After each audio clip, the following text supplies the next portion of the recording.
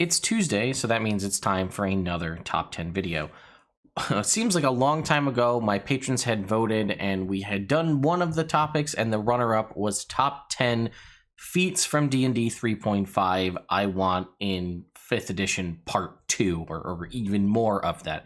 So that means I had done a top 10 feats I wanted from D&D 3.5 brought to 5e. And again, just when you consider when we do multiple iterations of these, usually the first one was the most that I wanted, the ones I wanted the most, my favorites, if you will.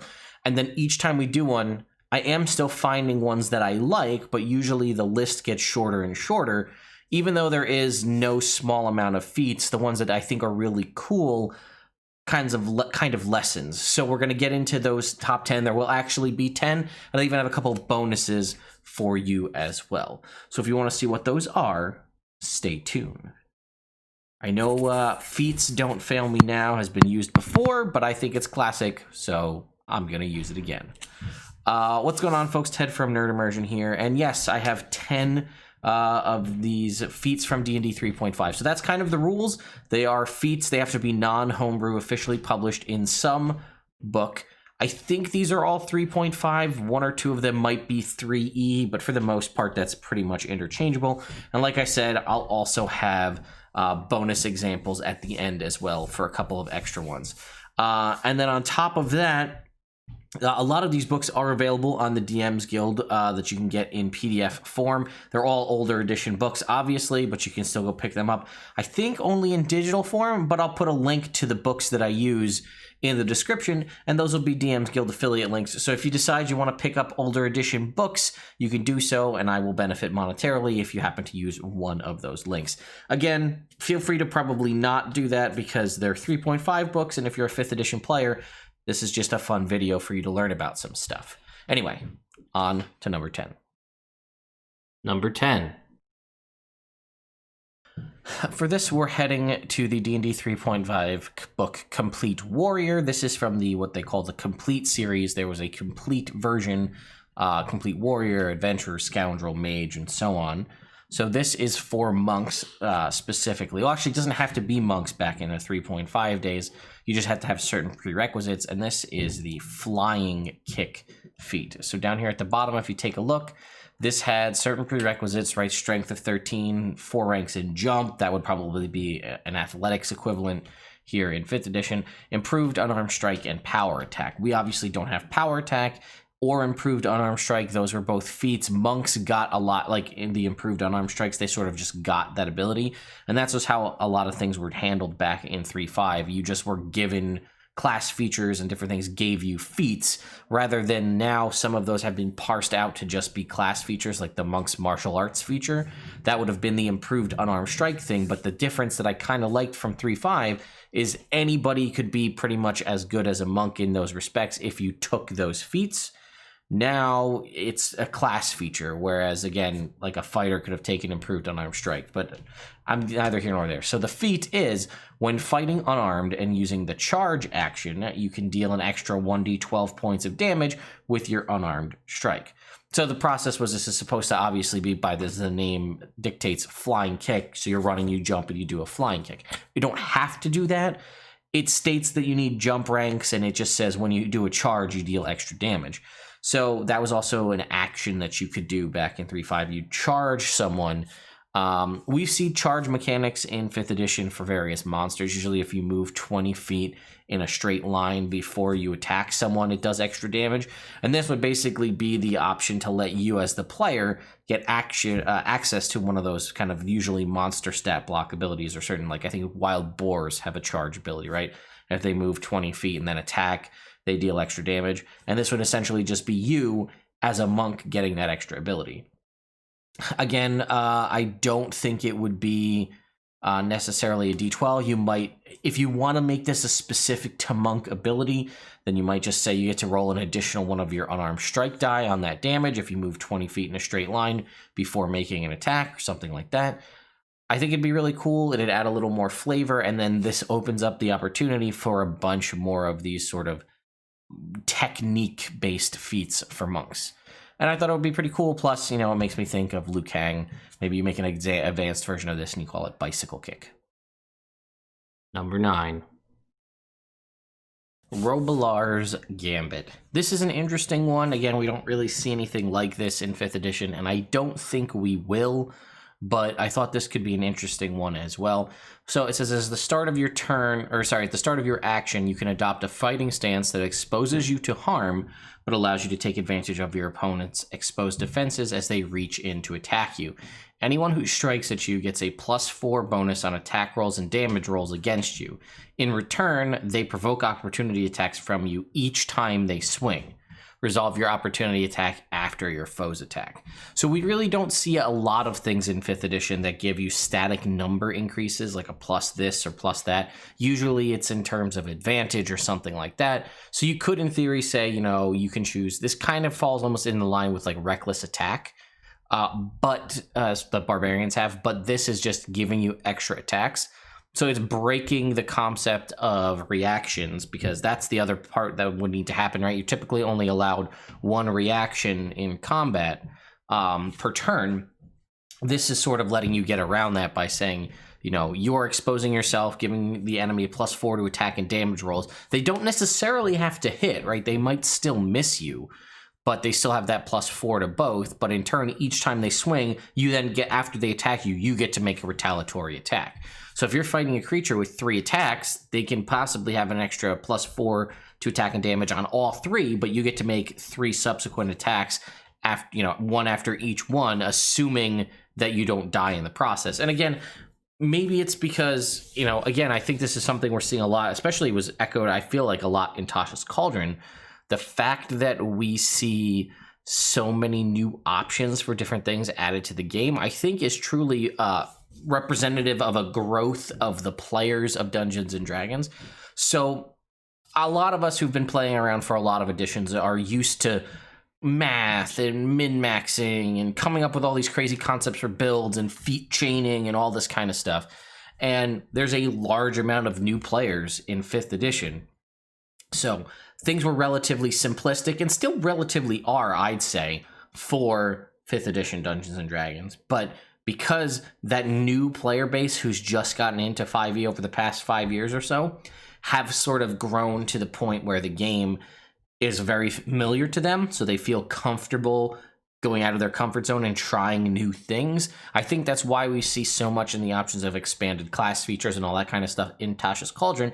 So maybe the next iteration of books, assuming we are still in 5th edition, which I think we will be for around 3-ish years or so, we'll get to see some things. Maybe we'll be lucky enough to see things like this that allow you to take things into new, interesting directions, where you can do stuff like exposing yourself to harm to do more damage, that kind of thing. Not necessarily this exact example, but this is the feat that I wanted to frame around this and say, maybe we'll see new things like that going forward.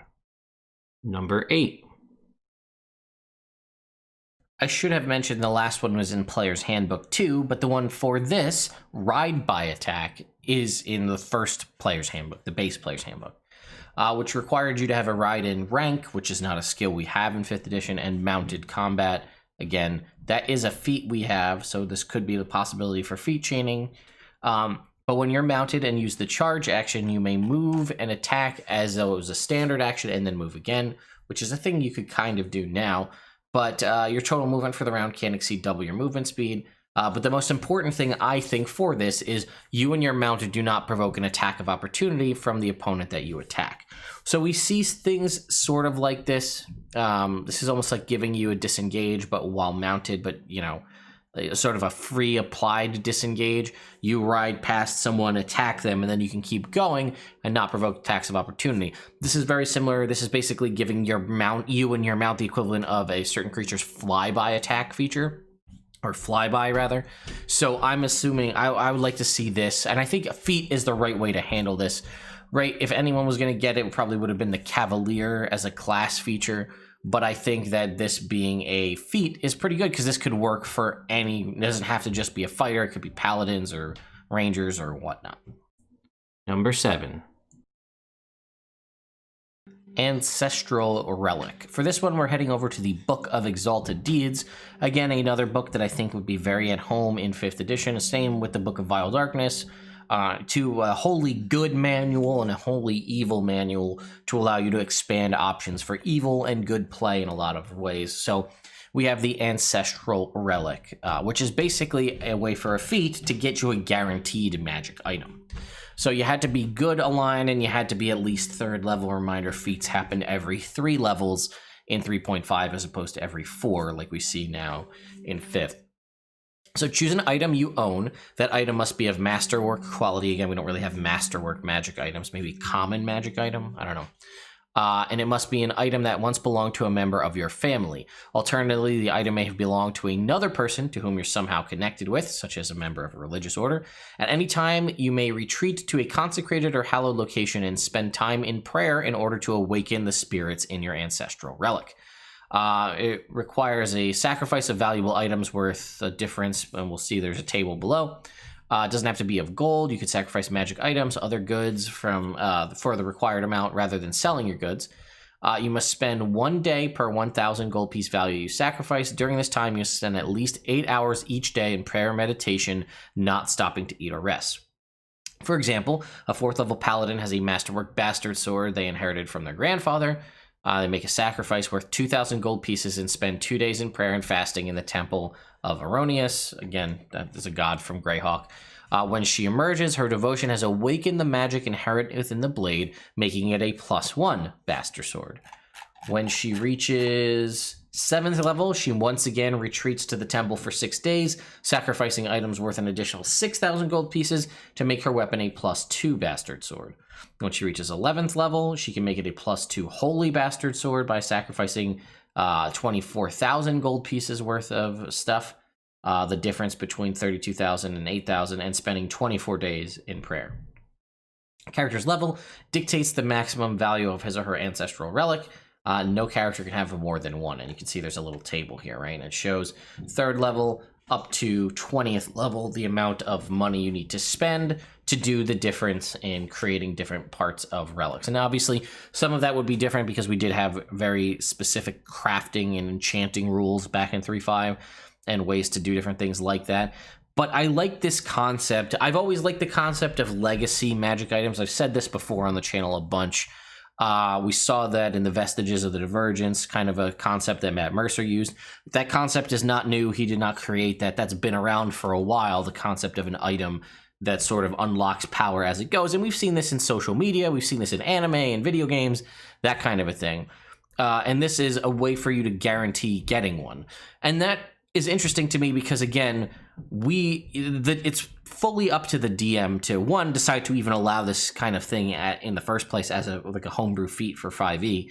But, you know, I've had players get these kind of relics and these things. I've given them to players, and then I've had some just choose to basically not embrace them at all. And then I've had others fully embrace this thing completely. So it's hard to say how to go about this. But if you set this up with a static mechanic like this, I think this works really well. I'm also in the process of playing through Star Wars Jedi Fallen Order at the moment, and this gives me a lot of vibes from that, where you're sort of going through and dealing with echoes and things from the past and remembering different things, and it's allowing you to enhance in that game, get your character better and unlock abilities that you had or things like that. This is a similar way. I like the history and sort of the lore behind it about you. You know, it has to be tied to someone. You're communing, you're unlocking these abilities, maybe remembering training sessions with a family member or someone from a religious order that you forgot about. Think also possibly, I'm also getting Twilight Princess, Legend of Zelda Twilight Princess vibes, where you're sort of training with old masters from the past to unlock different abilities. That's a really cool concept. It works very well in video games. This would be a great way to sort of translate that stuff to Dungeons & Dragons. Number 6. Darkstalker. For this one, we're heading to the Lords of Madness book, a book all about aberrations, and you can see the feat right here. It's when you hide, creatures with blind sense, blind sight, scent, or tremor sense must still make a check to notice you. Normally, those sort of abilities just completely make hiding pointless, right? So you and I see with our eyes, we hear with our ears. If someone's hiding from us and not moving and not making noise and well camouflaged, we can't see them. Or in the terms of Dungeons and Dragons sense, we need to make a perception check to try and see them. If they're exceptionally well hidden, they're a rogue, they can hit ridiculously high 30s and 40s on their stealth checks, we will never be able to see them more often than not. However, certain creatures that have like blind sight or blind sense or tremor sense or scent and they can smell creatures, they don't need to be able to see, right? Like bats have echolocation. Even if you're hidden among things, I might still be able to sense you or sort of see you using my blind sight feature. Or if you're there on the ground, I can feel the tremors through the ground, even if you're well hidden. Or I might be able to smell you with my scent.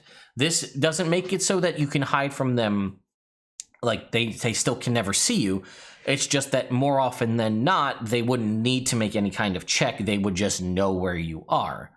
In this case, they don't immediately know where you are. They now need to make a check to notice you. And again, listen and spot were separate checks back in 3.5. This would still, again, be a perception check here in 5th edition, but it would require creatures that normally have those abilities to negate your ability to hide. They still need to sense you, so they'd still have to make a perception check. It also says you can't hide in plain sight unless you have the ability as a class feature.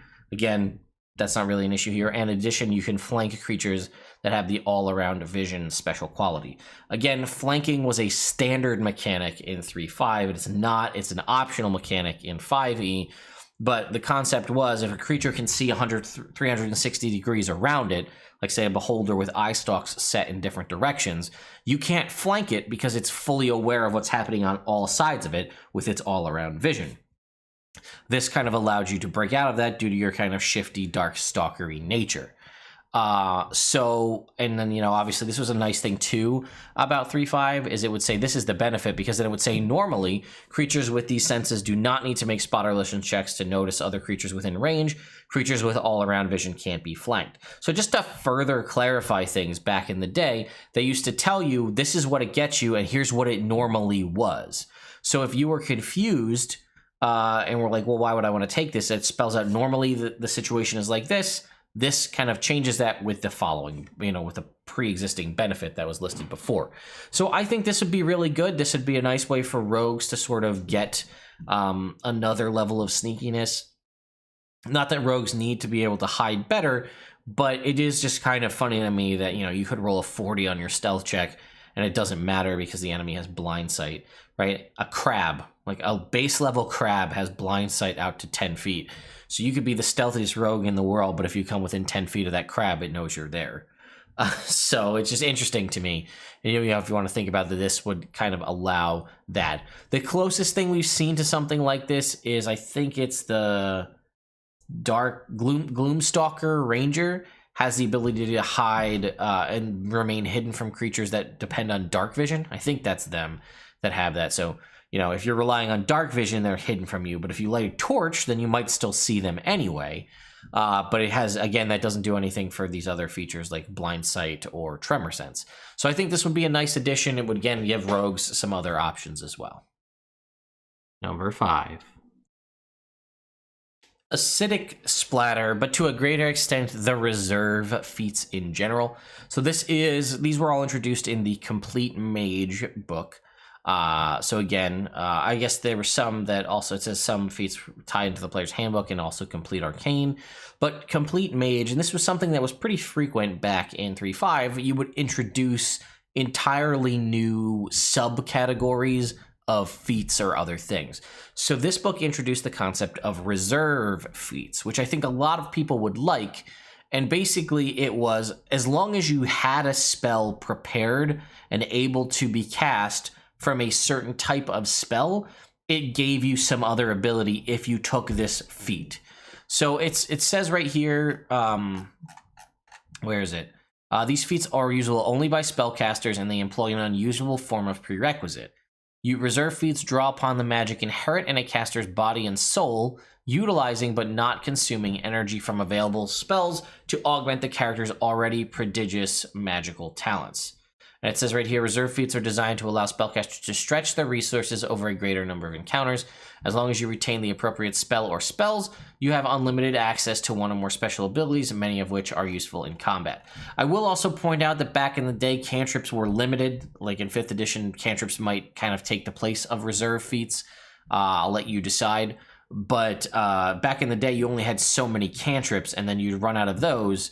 So as a spellcaster, if you were like a wizard or a sorcerer or some sort of full spellcasting class, you would eventually run out of slots, and then you'd basically be swinging a weapon because that's the only option you had.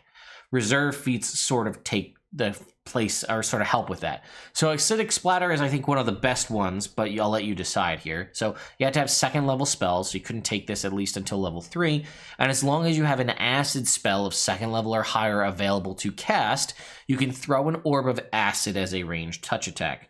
The attack has a range of 5 feet per level of the highest level acid spell you have available to cast, and deals a d6 points of damage per level of that acid spell. As a secondary benefit, you gain a +1 bonus to your caster level when casting acid spells. So the latter half probably wouldn't fly in 5th edition. Caster level would mean that was basically how spells were determined, rather than having DCs that were ranked on proficiency bonus or damage that was scaling on upcasting of spells. Things are all based on your caster level, and there are a variety of different things you could do to increase that. So that latter bit would be like you'd cast a spell, an acid spell, at basically 1 level higher, which obviously I don't think is going to be a thing we're going to do in 5e. But basically, yeah, if you had an acid level spell, a 2nd level or higher prepared and able to be cast, you don't have to cast it, you just have to have it in the tank ready to go. You could throw this orb of acid that went 5 feet for level of the spell. So if it was a level 2 spell, it would be a 10-foot range, and then it would deal damage equal to a d6 per level of that spell. Again, if it was a 2nd level spell, it would deal 2d6 acid damage. And another reason I think that this could be really useful is the unfortunate nature that is certain classes, like say the Draconic Ancestry Sorcerer, that has like you can deal damage extra on certain spells you cast, but the fact that 90% of the spells all seem to be themed around fire, and there's very few if you wanted to be like a lightning or acid based dragon and dealing with that. So this might help with that a little bit. And we'll scroll through a couple, but I just wanted to, that's the main one, was Acidic Splatter. But if you had Blade of Force. So if you had a force spell, higher force spell that you can cast, you can surround a melee weapon or a single piece of ammunition with a thin field of force. Activating this ability is a swift action. That's the equivalency of a bonus action for us. You must touch the weapon to be affected as part of the action. The next attack made with that weapon, if taken before the end of your next turn, deals an extra 1 point of damage per level of the highest level force spell you have to cast. Furthermore, the weapon ignores the mischance opportunity granted by incorporeal creatures. We don't really have that either. If the next attack with that weapon misses, this benefit is lost. And it gave you, again, the +1 bonus to casting force spells. I will also say, back in the day, a lot of spells, they had qualifying words tied to them. Like, shield might be like defense and then force. Things would also have tags like good, chaos, law, evil, so on.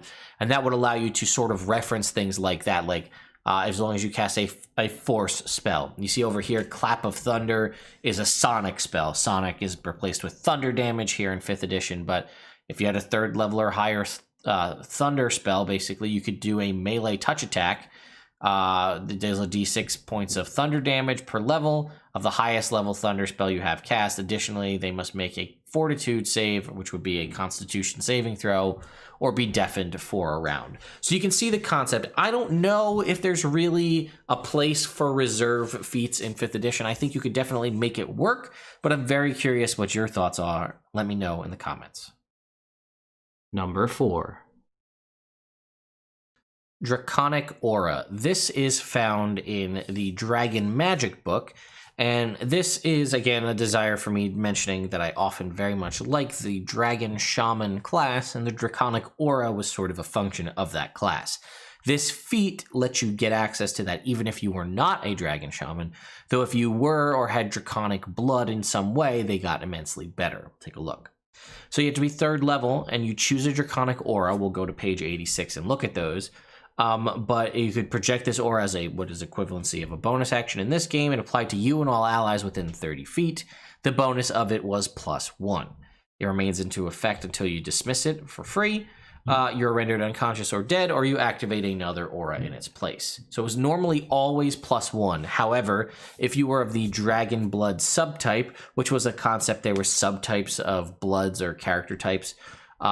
So you could either be a Dragon Blood subtype or, say, a dragon. The bonus of your aura improves with your class level, not tied to your character, your class. Your class level is your character level back in the day. My mistake.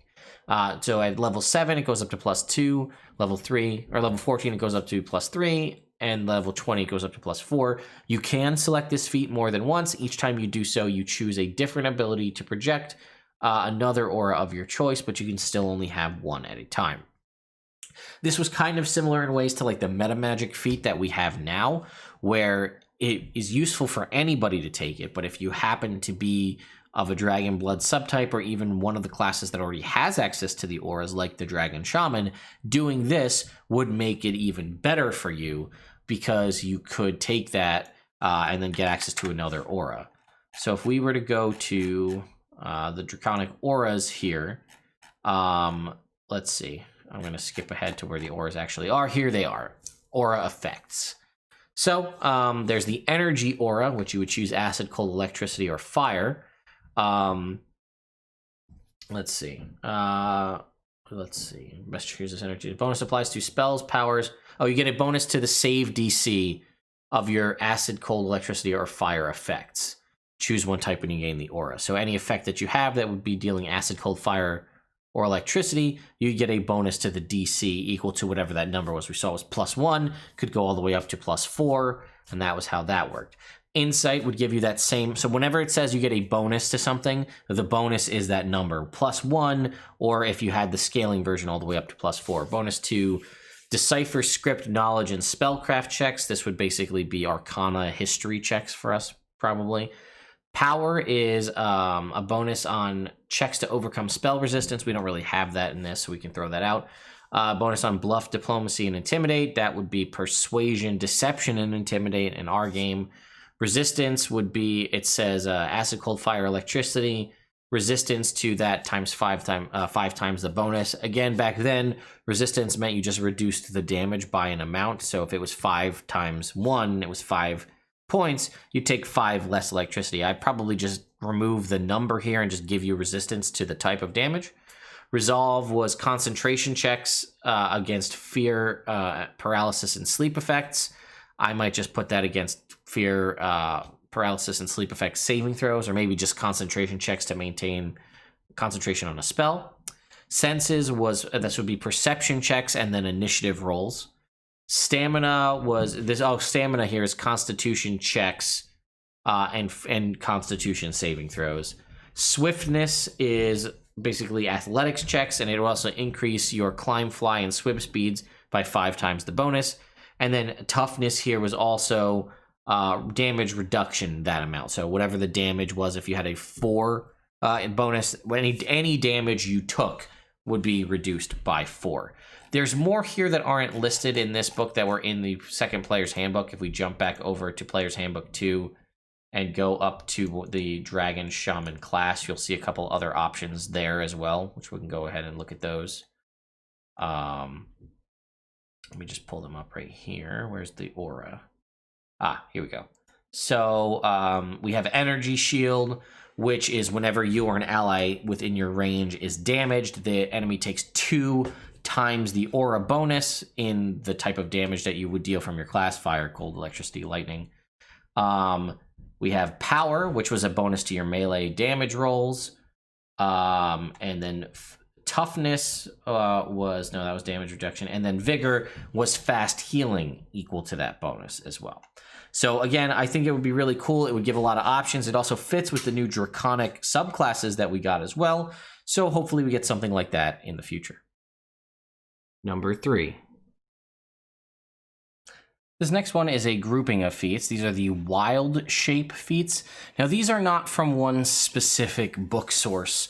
A lot of them can be found between Complete Divine and Complete Adventurer, but I wanted to showcase them to you. And this is a document from Crystal Keep. It's super old. I think they might have eventually gotten a cease and desist because they basically cataloged all the feats, all the races, all that kind of stuff for 3.5 to a point anyway. And they basically told you the name, what the prerequisites are, very high-level description of what they do and where to find them. So if I zoom in here, this kind of goes more into what I was talking and what I've talked about in the subclass videos, how I really enjoy when a subclass gives you a way to utilize a feature in a different way than normal. So if we zoom in here, these were a whole class of feats for druids called Wild Shape feats, and you can see the list right here. And again, the names here, the type, remember I told you feats had subtypes, right? Some of them are called general, some are called wild, for wild shape specific. And then this little thing at the bottom is the source. For example, I think this is the Eberron campaign setting, and then the page number, what prerequisites are required, and what you get. But these I really like because these were cool options that you could use to basically give yourself access to certain animal creature abilities outside of combat or even in combat without having to be transformed. So blind sense, right? Spend a wild shape use to gain blind sense to 30 feet for a minute per hit die. So obviously we might change the way that's worded here. In 5th edition, it might be an hour, might be 10 minutes. And then it says you retain this benefit regardless of which form you're in. So you could use this while in wild shape, it sounds like, or you could use it and then enter wild shape. We have Boar's Ferocity. If your hit points are reduced to 0, but you're still alive, you may spend one of your daily wild shape uses. It says as a free action, which is fine, or you could say to continue acting as if you're not disabled or dying. This effect lasts for 1 minute. I would treat this probably similar to the Barbarian's sort of relentless rage ability where you make a saving throw. If you succeed, then you can keep acting. Cheetah's Speed, you can expend a use of Wild Shape to set your base land speed to 50 feet for an hour. You may move 10 times your normal speed as part of a charge. We don't have to do that, but it increases, you get the idea though, right? So spend a Wild Shape, do something cool. Get movement speed. Climb Like an Ape was to get a climb speed. Cougar's Vision gave you low light vision. We don't really have that, but we'll give it, say, dark vision and then advantage on perception checks. Obviously, we don't have things like Dragon Wild Shape, which was to let you turn into a dragon, but that was an epic level one, I believe. Or no, it was the Dragonomicon. Eagle's Wings to use Wild Shape to gain feathers and wings. Now, there were other prestige classes in 3.5 that let you do similar things with wild, like if you had access to Wild Shape, you could take on like Master of Many Forms, I think it was called. But this was concept here. Elephant's Hide. It boosted your armor class. Let's see. Fast Wild Shape. We don't really have that. This lets you do it quicker. That would defeat the purpose of a land druid. Grizzly's Claws. This would give you a claw attack. Hawk's Vision. Better Seeing. Lion's Pounce. Give you the access to basically the pounce ability. This was Nature's Fists. This was if you had the ability to Elemental Wild Shape, which every druid got at a higher level, let you do different punch attacks tied to that. Oaken Resilience, if you had the ability to wild shape into plants, it gave you plant-based resistances. If you had that, you could photosynthesize and so on. You can see here, right? So I really like this concept. This was giving us opportunities to use a feature we already have, and it wouldn't just need to be limited to this class, just the druid. We could do this for other classes, and you'll see one of them coming up. Number 2,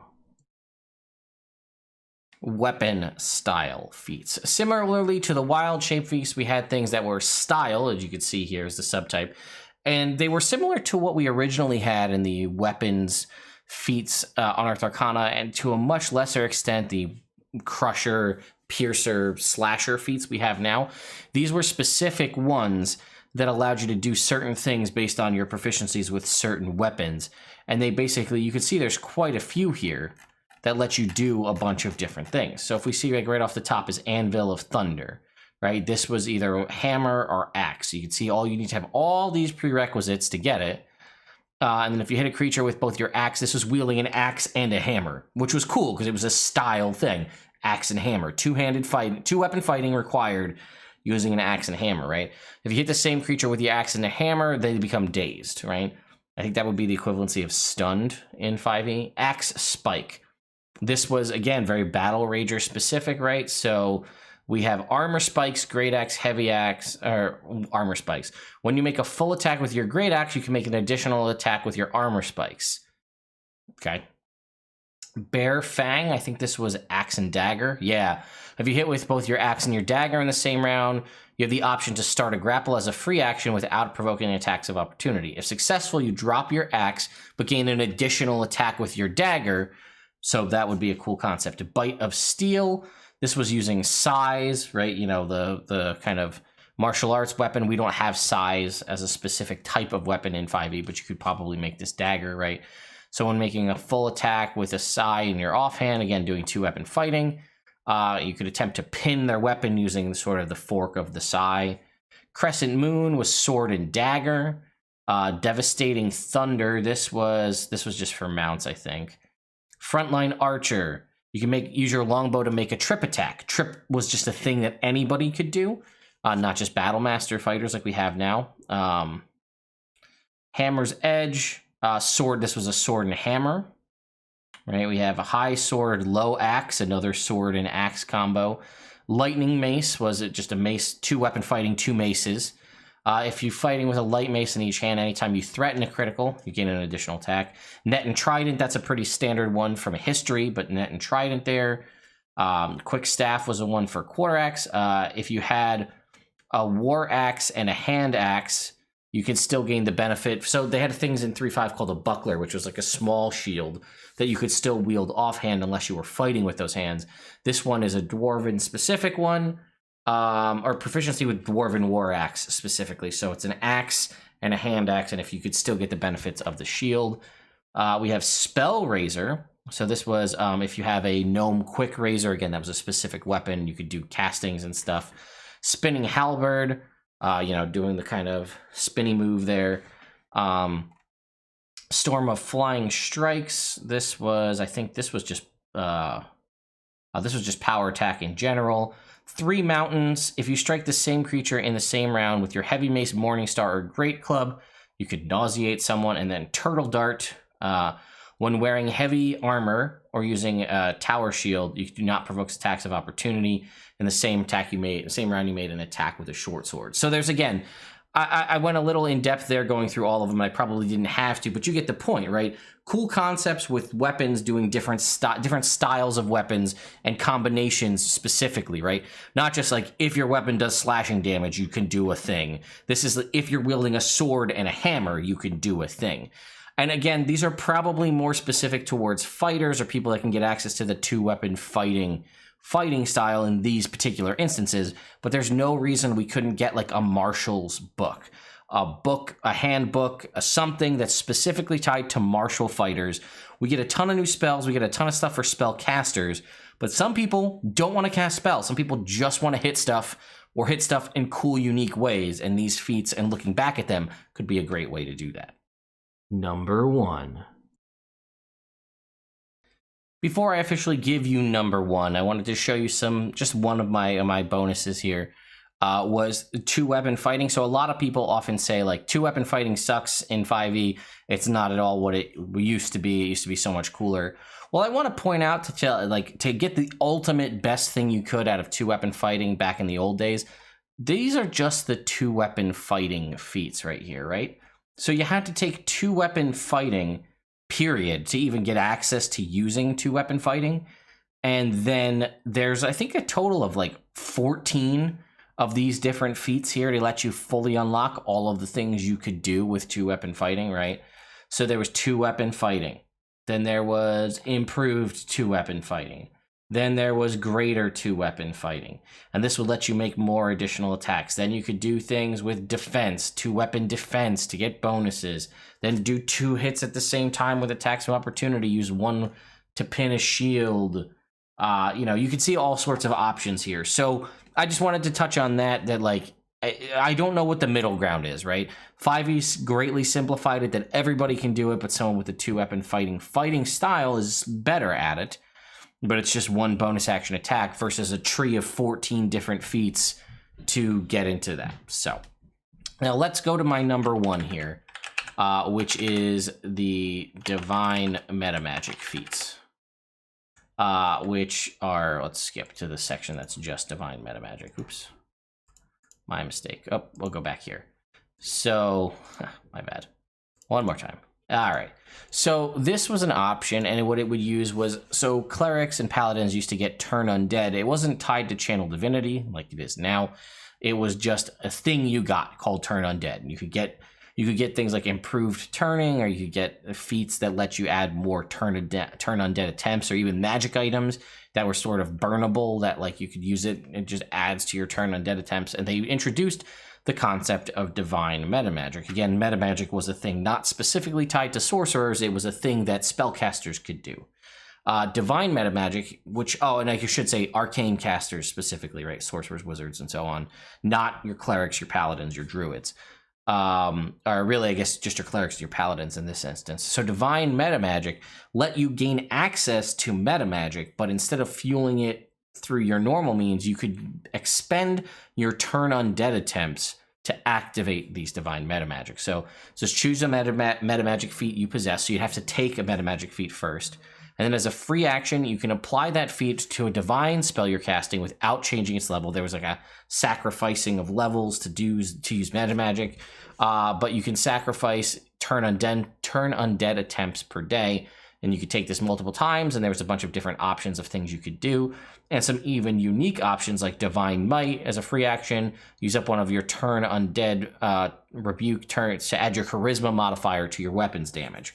So like there was, I guess it's these divine metamagic, but the divine feats in general, or the turn undead using ones. So if you look up here, all of these divine feats, I said divine metamagic. I should have just said divine feats. But basically, these are the ones that let you expend something you already have, channel divinity, to do something unique. Now, some of these might not fit too well into 5e. I think divine metamagic is probably the best one to get clerics access to metamagic without having to multi-class or take a different feat, like the one that gives you sorcery points for the whole purpose of using metamagic, which could be a little clunky. This could just say, hey, you could use turn undead, use channel divinity to access a metamagic. But you can see there's a lot of other ones here, like to give yourself a movement speed bonus, expend a channel divinity. The problem that I see possibly with this is because of the nature of channel divinity, because turn undead is locked behind channel divinity, which also does other things in using your channel divinity abilities in general, that I see that could be a problem. But I still like the concept. I still want it in here. And the only other one I would say is I just kind of give it to you as a quick offhand bonus here, is there were what I'm going to call in place of feats. There was not too many, but there was a handful of, you would take this feat and it would let you use something in place of something else, right? Like you might be able to use performance in place of intimidation. Some of these are a little less important because of the way mechanics work in 5th edition, like they're all charisma checks and it's just proficiency versus not. I believe there was one that lets you use your constitution in place of your wisdom for like constitution saves and like feats like that. And I think some of that's a little less difficult now because of the way we have things from Tasha's Cauldron swapping around ability scores. You won't run into that too often. But I think that might be too much. I like the concept of it, and I think it could be cool, but I think these kind of replacing one feature, like again, you can use your constitution modifier for constitution and wisdom saving throws. Seems like that's a little too unbalanced for 5th edition. But I'm curious what your thoughts are. So let me know in the comments down below. Also, if I've now given 20 different feats, or in some cases with this one, a group of feats that I would like to see from 3.5 make its way into 5e. Did I miss any? Do you have one out there that's really one of your favorites that I just didn't even touch on? I know there's a lot of other ones out there. I could probably do a 3rd and a 4th video on this, but we're just diving deeper into more obscure ones as we go here. But let me know your thoughts in the comments down below. If there's one that you really like, maybe we can do like a spotlight or just mention it in another video. So Tasha's Cauldron, I didn't get a chance. I was hoping to do this and a Tasha's Cauldron video on sidekicks today. Sidekicks is a very long video because it's an interesting, in-depth process, and I really want to devote the time to it that it needs. So thank you again to my patrons over on Patreon for continuing to support me, the channel, for voting on these. Voting for next week's top 10 will put the poll out probably tomorrow. So if even the lowest level tier can vote on what we should do. So I aggregate all the votes. Whatever got the most votes gets to go on there, and then the follow-up one we do the following week, so that everybody gets a chance to have theirs seen. And then the higher level tiers get to help me come up with ideas for things they might think should be on that poll. Or they're just able to shout out suggestions and throw them to me, and I add them to the list. So anyway, thank you all so much for watching, and I'll see you next time.